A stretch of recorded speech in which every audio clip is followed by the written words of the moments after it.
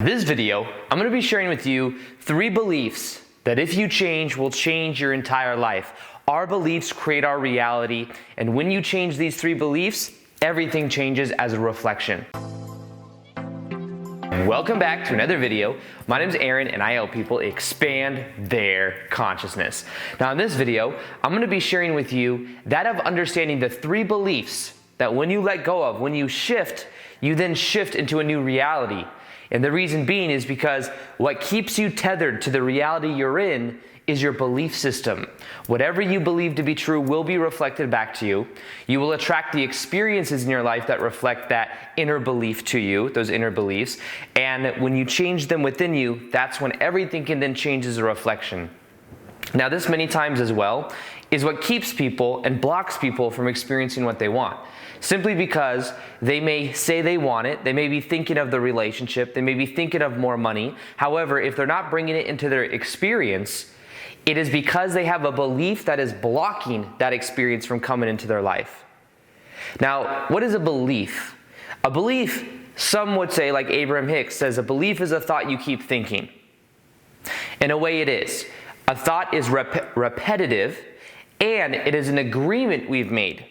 We've agreed to something, whether that be a certain self-image we have, because someone said, you're shy, you're weird, it could be a good thing, it could be a positive belief, like you're very confident. Whatever someone said to us in the past, we may have agreed to that, or we may have made some rationalization in our own minds. We may have related to the world in such a way that then we agreed to that reality. So for example, maybe you were looking at somebody that you thought was more attractive than you. You saw someone on a magazine and then you said, I don't compare to that. That's not me. I'm not beautiful. I'm not handsome, or whatever that is. And because of that, that agreement then is carried with through life as a part of the identity. So understand that identity is powerfully connected to beliefs. And because of that, we then walk through life maybe even unaware that we have these beliefs. We have this self-image that's tied to this belief that says, I am this way. I am, and I'll get into those top beliefs. Now what I found is that more powerful than just changing certain specific beliefs. So for example, more powerful than just looking at finances and saying, okay, I'm going to change my belief about finances. It's easy to attract more finances. Or relationships, it's easy to attract relationships. Or health, it's easy to be healthy. Rather than going through each individual category, which can be powerful, absolutely, is changing our beliefs about reality itself. And this is something right now I'm working with in making the Shift Experience. The Shift Experience is a digital program I'm making that will help people shift their level of consciousness by understanding and wiring in a simple process for changing beliefs, but also shifting to a higher level of consciousness, which includes a higher vibration and a way of seeing the world that is totally different. And once it happens, there's really no going back. I remember going through my awakening in 2012 when I went through it. I remember walking around thinking, is this going to go? I felt so different. I was like, is this going to go away? I was almost holding on to it because I didn't want it to go away. And the truth is it never went away. It just became natural. So it's something I became to know it's a part of my identity now. It's a part of who I am. And with the Shift Experience, that's what it's about. So if you want updates on it, you can click on the top of the description box below. You can get updates on the Shift Experience. It's coming out soon. Maybe even by the time this video goes up, it might be live. So for this understanding of beliefs though, the important part to understand is that you create your own reality. You create your own reality. And because of that, you agree to certain things in your reality, and that's why you have certain experiences in your life, because you've agreed to them at a certain level. Whether it was unconscious, whether somebody told you to do it and you just agreed to it, or whether something happened and you internally gave it that meaning, at a certain point you gave and agreed to certain type of way reality works. So when we look at this, let's look at the first belief that if you change will change your whole entire life. This is the one that also keeps people tethered to what is called the third dimension. 3D, duality, good, bad, light, dark, the autopilot mind, the hypnosis of social conditioning. Most people are walking around and they're just completely asleep. And I don't say this in a mean way. I say this like, if you're here, then you're waking up or you're woke. However, this is something that you are going through or have gone through. And the 3D reality is the hypnosis of the reality through the five senses dream that we experience. And when you then see that this is just autopilot, you can then choose to be something more, which is who you really are. You're not just a 3D being, you are an infinite spiritual being living a temporary human experience.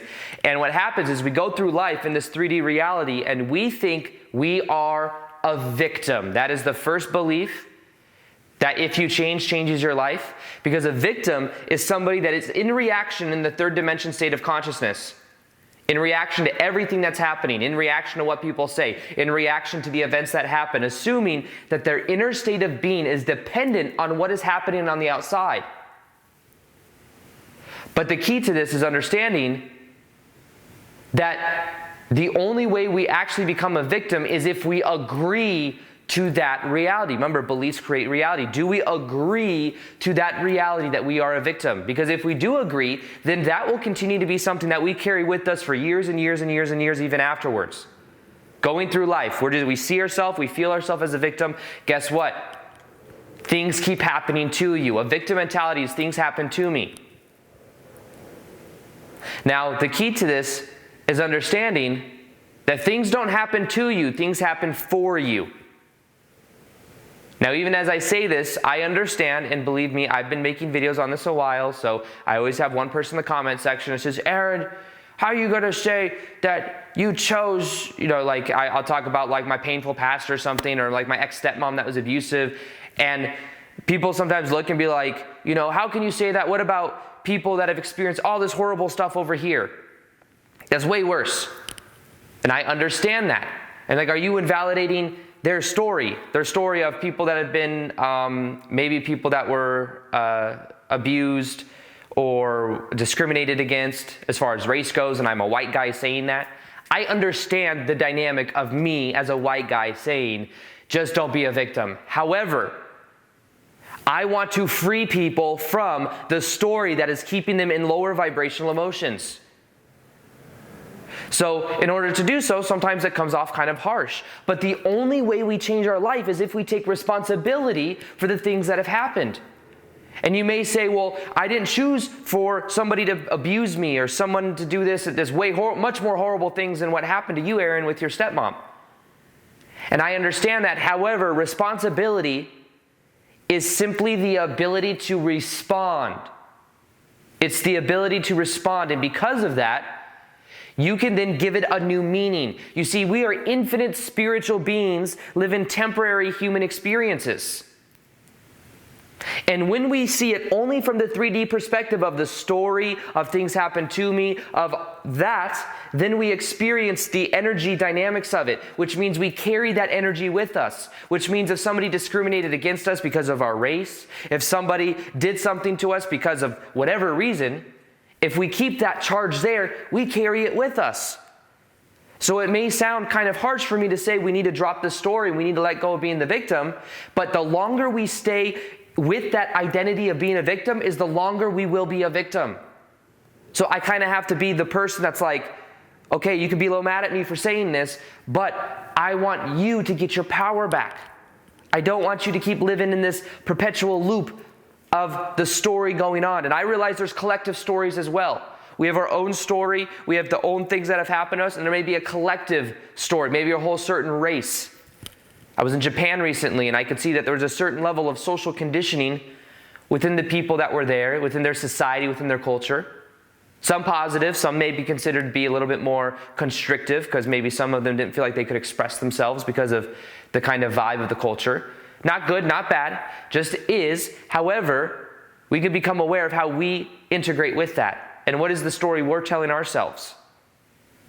So the key to this is understanding that because we're infinite spiritual beings of high vibration, we've forgotten that, come to this reality, gone through some painful things, because a lot of times the painful things lead to pressure for us to then grow. That's the way consciousness works. The more complexity, the more need there is to transcend it. That's why right now on the planet there's this breakdown of the old 3D reality. The 3D reality, the identification with labels, the identification with the time, the past, present, future, the separation of these labels. So it's about being aware of them and understanding that we're not a victim, because at a spiritual level, we are infinite spiritual beings living this temporary human experience. And the moment we start to understand this and see that things happen for us is the moment everything changes.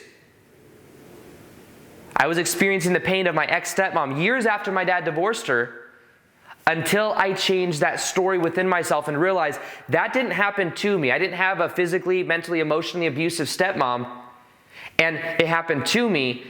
It caused the pain within me to then ask questions about who I am, and it led to years later me going through a spiritual awakening. And it changed my whole life. So while I see that, I can see that at a higher level, I may have agreed to it. And many of the painful things we've been through, at a higher level, we agreed to it. It's hard to believe. But we have to understand that we are infinite spiritual beings. And even though we experience the pain, we understand that it doesn't really affect the soul of who we are, except for that we learn more. So the victim mentality is about understanding that we must let that go by understanding the truth. And the truth is that things happen for us, not to us. The longer we stay attached to that story is the longer we will be a victim, and we will go out and we will attract people similar. Like I've talked about before in some of my videos, until I completed the past and I changed the story with my ex-stepmom, who I never really had to see again after 15 years old, I always had someone in my life that was reflecting that energy back to me until I completed the past and changed the story. So I had an ex-girlfriend that had those control issues. Then I had a manager for years that was almost the same person as my ex-stepmom. Then I did what I'm sharing with you. I changed my story. She got fired within 2 weeks of me doing this, of me changing my story, because our reality is just a reflection.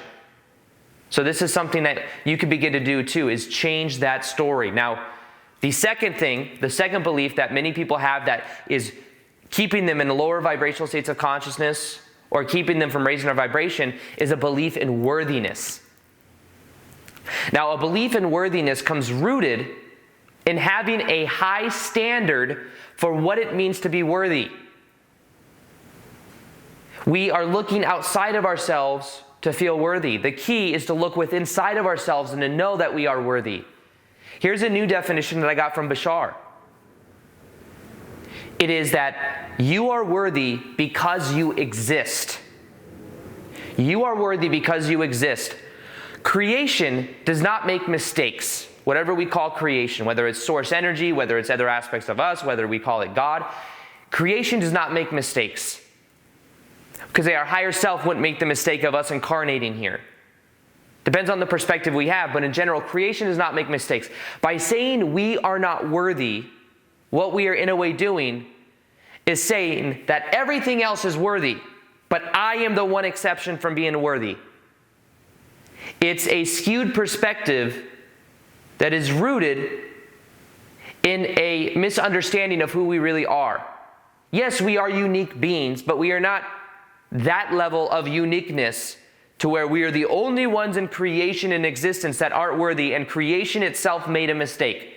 How could you make me this infinite, spiritual, powerful being, but that's not who I am. I'm this little being that is not worthy. You see, you are so vast that I think it scares you. You're such a vast, immortal, spiritual being of unconditional love that maybe has been led to believe that that's not who you are. Maybe you've been playing the 3D reality as the identifying with the senses and looking to the outside world for that worthiness, and that's kept you in the perpetual loop.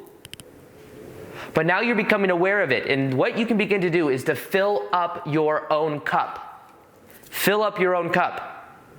Don't look outside for validation to feel worthy. Look inside. And when you say look inside, I mean simply connect to your heart.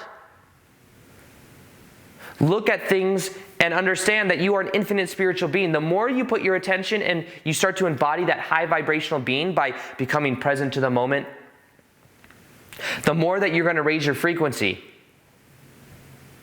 And know that you don't have to compare yourself to anyone else. Compare yourself to yourself. Just be you. There's no comparison needed. But what rule do you have that once you accomplish, then you could feel worthy, then you could feel validated? Because the key is letting go of that rule. It's all it is. It's letting go of that rule. You know, sometimes with our goals, we say, when I achieve 1 million subscribers on YouTube, then I will release happy hormones in my body and feel happy. Happy chemicals. That's, in a way, what we're saying when we're identified so much with our goals. Instead, we let go of that rule, and I could say, you know what? I'm going to be happy now because I love what I'm doing, and eventually that will come, but it's not the dependency of my happiness. And by changing, even though it's a mental thing to change, but it sounds very intellectual, when we become aware that the framework we're setting up reality with, because we create our reality, we then start to allow ourselves to feel better. And the key to this is letting go of the rule of what it takes for you to be happy. So let go of the rule, and that will change everything. The third belief that you can let go of, and this is a belief that goes this is a belief that goes with being the victim mentality, with being in the worthiness, with everything. Let go of the need to be right. The ego is a part of that 3D reality, the identification with the senses, the thing that has been emphasized since we've been born. If you give up the need to be right, you then start to create from a totally new paradigm. Because yes, sometimes it's good to be right. It feels good to be right. You get a payoff for being right because you reestablish that identity. You reestablish the identity of the victim, or the identity of not being worthy, which then emphasizes maybe a level of staying in comfortability. There's a payoff of negative beliefs. They keep you the same. You may look out and be like, well, I could just continue to do this job that's very comfortable. That's a negative belief that I can't go do my passion. What would be the payoff of that negative belief, Aaron? The payoff of that negative belief is it keeps you in survival mode. It keeps you from thriving, but you're surviving. All our negative beliefs have a payoff. And when you get a little buzz, you know, sometimes people get angry. So sometimes something may happen, you may get into an argument. And from arguing with someone else, some people get a little dopamine high from that. Because then they say to themselves, see, I was right. How does it feel to be right? Well, who am I talking to right now? Because the only one that'd be right would be the ego. That's like, I just upped the ante for who I am. The key to this process is to let go of the need to be right. The other day, I was coming back from Hawaii with Lior, and as we were coming back, we booked our plane ticket. We were getting ready. We had a couple days left, so we booked our plane ticket going from Maui to that of Los Angeles. When we booked this trip, what happened is she booked it, and she was on her computer, I was on my computer. We were both on a website booking the trip. We had the same exact price, and we went for first class. We wanted first class tickets because we didn't feel like being in economy. We thought it's a business write-off. We're going to go first class. First class from Hawaii to Las Vegas. We go to book. Her transaction goes through first. When her transaction goes through, then I go for my transaction. I push submit. When I do, it says, sorry, your order was not able to be completed. And the reason being is because her transaction went through, it then upped my price because that's the way it works for the airlines. They go based on the scarcity. So if there's only one seat left, or if there's like 4 seats left, when the fourth person books the seat, the other 3 prices go up. So within a couple minutes, the price went up. I go check, the price went up $200. So then what I do is I call Expedia and I say, hey, we both booked at the same exact time. I'd like to get the same price as her. We're booking together. I'm not going to book economy. This whole $200 price difference isn't fair.